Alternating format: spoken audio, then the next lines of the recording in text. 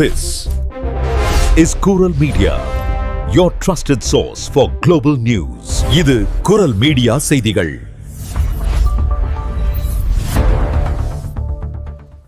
இது குரல் மீடியாவின் இன்றைய பிரதான செய்திகள். செய்திகளை வாசிக்கும் நான் கோகுலநாதன் தமிழினி. முதலில் தலைப்புச் செய்திகள். 16 வயதுக்குட்பட்ட சிறுவர்களுக்கு சமூக வலைதளங்கள் தடை. ஜனாதிபதி மக்ரோன் அதிரடி அறிவிப்பு. தனது ஆட்சிக் காலம் முடிவதற்குள் சட்டம் வரும் என உறுதி. விமான நிலையங்களில் 30,000 அரிய உயிரினங்கள் பறிமுதல். இந்த ஆண்டு அதிகரித்த கடத்தல் வேட்டை. கட்டார் முக்கிய மையமாக செயல்படுவதாக புகார். கிறிஸ்துமஸ் விருந்துக்கு ஆபத்து.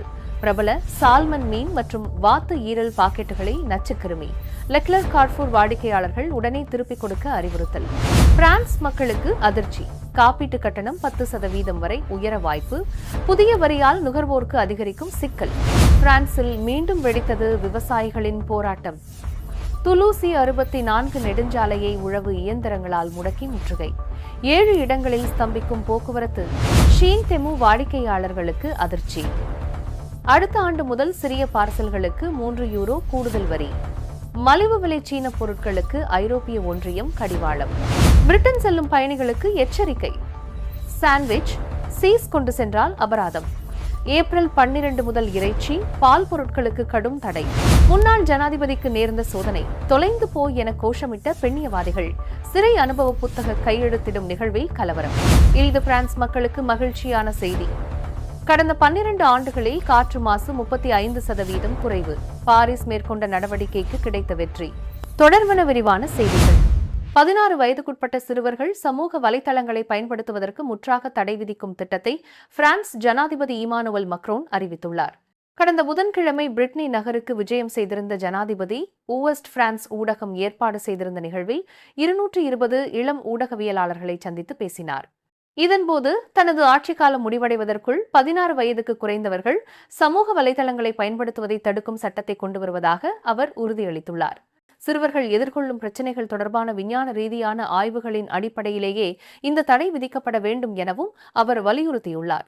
சமூக வலைதளங்களின் ஆபத்து குறித்து விளக்கமளித்த அவர், இது ஒரு ஃபார்முலா 1 பந்தய மகிழ்ந்தின் பின்னால் அமர்ந்திருக்கும் குழந்தையை போன்றது.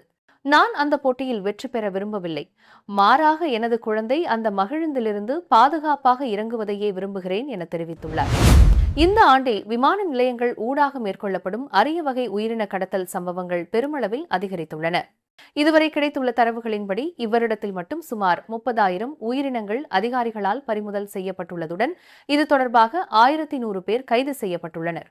கைப்பற்றப்பட்ட உயிரினங்களில் 6,160 பறவைகள், 2,040 ஆமைகள், 1,150 ஊர்வன மற்றும் 19,450க்கும் மேற்பட்ட ஏனைய விலங்குகள் உள்ளடங்குகின்றன. மொத்தம் 134 நாடுகளில் இருந்து இவை பிரான்சிற்கு கடத்தி வரப்பட்டுள்ளன. குறிப்பாக இந்த கடத்தல்களில் பெரும்பான்மையானவை கட்டாரில் இருந்து மேற்கொள்ளப்படுவதாக தெரிவிக்கப்படுகிறது. ஆண்டின் இறுதி பண்டிகை கொண்டாட்டங்கள் நெருங்கி வரும் நிலையில் நுகர்வோருக்கு மிக முக்கியமான உணவு பாதுகாப்பு எச்சரிக்கை விடுக்கப்பட்டுள்ளது. பிரபல டெல்பெரட் பிராண்டின் சால்மன் ஃபுமே எனப்படும் புகையூட்டப்பட்ட சால்மன் மீன் பாக்கெட்டுகளில் லிஸ்டேரியா பாக்டீரியா தொற்று இருப்பது கண்டறியப்பட்டுள்ளதால் அவை உடனடியாக திரும்ப பெறப்படுகின்றன. குறிப்பாக நவம்பர் 24 முதல் லெக்லர் கடைகளில் விற்பனை செய்யப்பட்ட 10 துண்டுகளை கொண்ட பாக்கெட்டுகளே இவ்வாறு பாதிக்கப்பட்டுள்ளன. இதன் GTIN 306,716,366,1957 ஆகும். இதை உண்டவர்களுக்கு காய்ச்சல், தலைவலி ஏற்பட்டால் உடனடியாக மருத்துவரை அணுகுமாறு அறிவுறுத்தப்பட்டுள்ளது. டிசம்பர் 20 வரை இதை கடைகளில் திருப்பிக் கொடுத்து பணத்தை பெற்றுக் கொள்ளலாம்.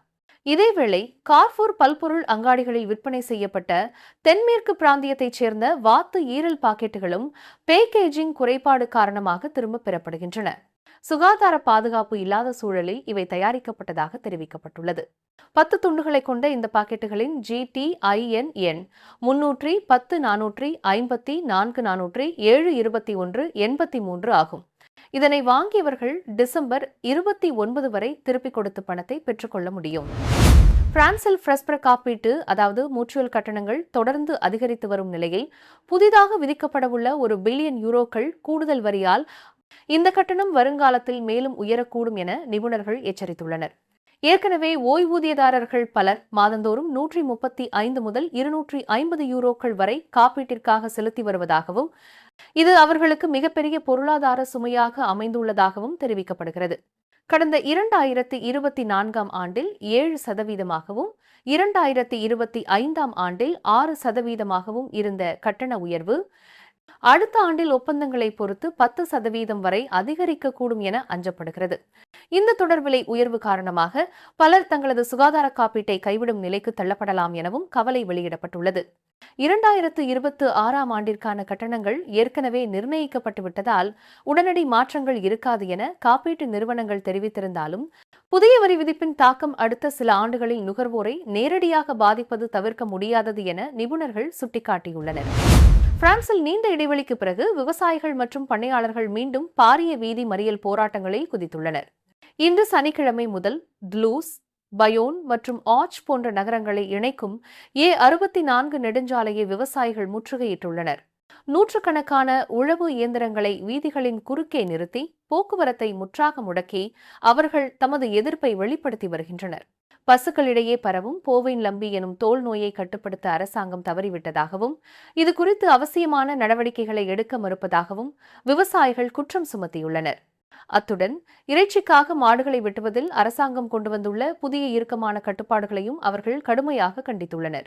இன்று மட்டும் மொத்தம் 7 முக்கிய இடங்களை முடக்கியதாக விவசாயிகள் சங்கம் தெரிவித்துள்ளது. ஐரோப்பிய ஒன்றியம் வெளிநாடுகளிலிருந்து இறக்குமதி செய்யப்படும் சிறிய பார்சல்களுக்கு புதிய வரி ஒன்றை விதிக்க திட்டமிட்டுள்ளது.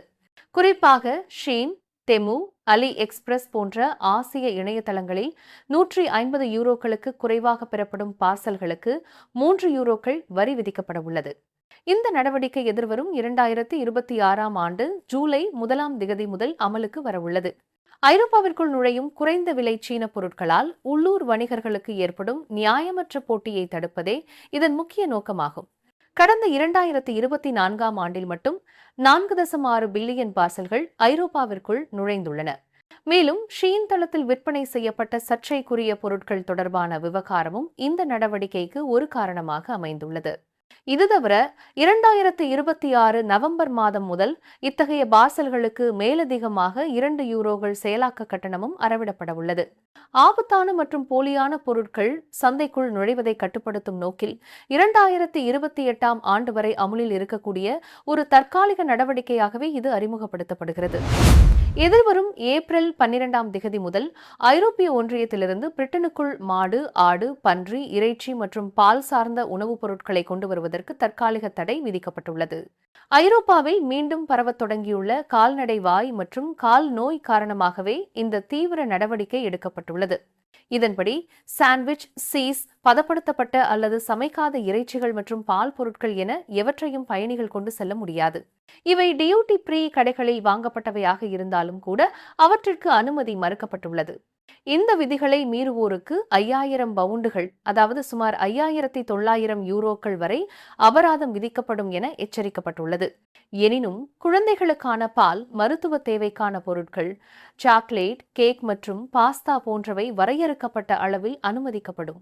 2011க்கு பிறகு ஐரோப்பாவில் காணப்படாத இந்த நோய் கடந்த ஜனவரி மாதம் ஜெர்மனியில் மீண்டும் கண்டறியப்பட்டதை தொடர்ந்தே பிரிட்டன் அரசு இந்த தடையை அமல்படுத்தியுள்ளது.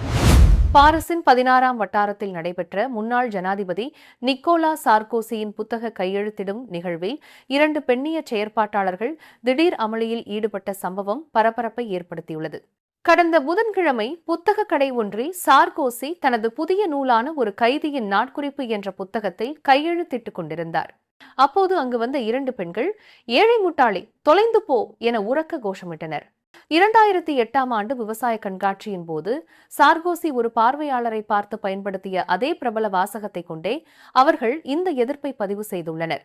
லிபிய நிதியுதவி வழக்கில் தண்டனை பெற்ற பின்னர் சார்கோசி சாந்தே சிறையில் கழித்த 3 வார கால அனுபவங்களை இந்த புத்தகம் விவரிக்கிறது. இந்நிலையில் நிகழ்வை சீர்குலைத்த குற்றச்சாட்டில் குறித்த 2 செயற்பாட்டாளர்களும் காவல்துறையினரால் கைது செய்யப்பட்டுள்ளனர். இல்து பிரான்ஸ் மாகாணத்தில் வளிமண்டல தூய்மை குறித்து ஒரு மகிழ்ச்சியான செய்தி வெளியாகியுள்ளது. கடந்த 12 ஆண்டுகளில் இம்மாகாணத்தில் வளிமண்டல மாசு 35% குறைவடைந்துள்ளது. ஏர்பாரஃப் நிறுவனம் வெளியிட்டுள்ள தரவுகளின்படி 2010ஆம் ஆண்டு முதல் 2025ஆம் ஆண்டு வரையான காலத்தில் இந்த அபரிமிதமான முன்னேற்றம் எட்டப்பட்டுள்ளது.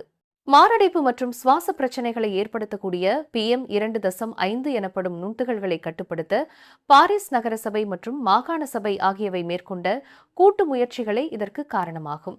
இது தவிர நைதரசன் ஆக்சைடு 48%, ஆவியாகும் கரிமச் சேர்மங்கள் 36%, அமோனியா 15% வீழ்ச்சியடைந்துள்ளதாக அந்த அறிக்கையில் தெரிவிக்கப்பட்டுள்ளது.